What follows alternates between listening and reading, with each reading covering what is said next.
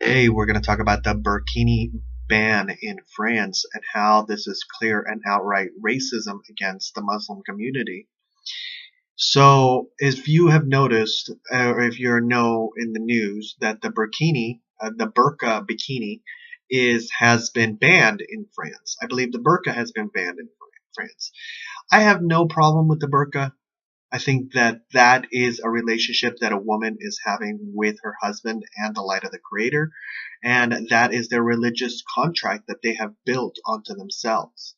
So I think that the more France pushes this, the more France pushes against this, the more they're going to see a backlash against the opposition. So I think that the French community needs to sit down with the Muslim community and find a solution to the problem.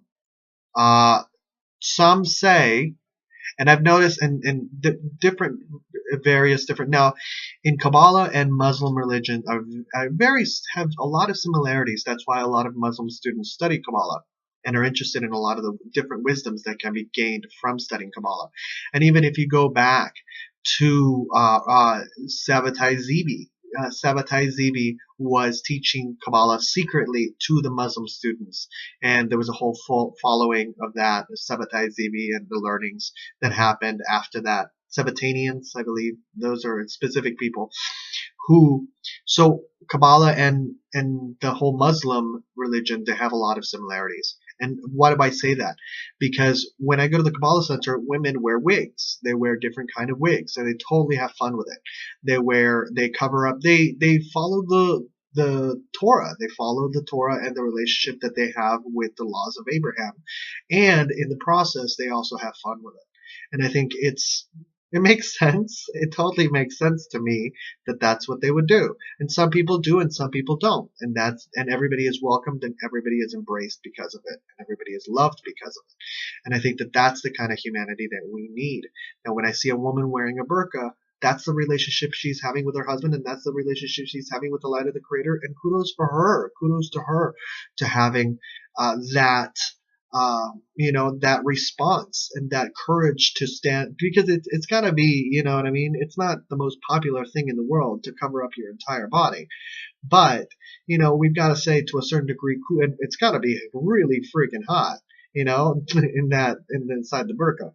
So I kind of say, and if you are a woman who has chosen that lifestyle, if you are a woman who has chosen that lifestyle because of your religious background and your relationship to the light of the creator and your husband, kudos to you. Kudos to you, and I don't understand why the French community is going against that, because then the question becomes, what is the culture of France, and what is the energy of France, and what does France want?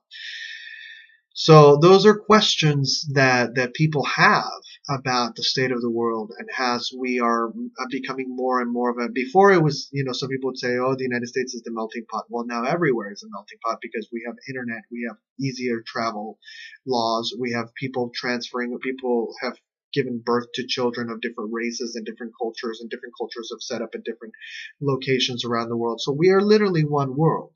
So we are one world nation. So how do we work together as a one world nation already manifested onto itself? Those are questions that I leave up to you, the individual. I want to thank you all for listening. I want to thank you all for watching, and I wish you all a wonderful, wonderful year.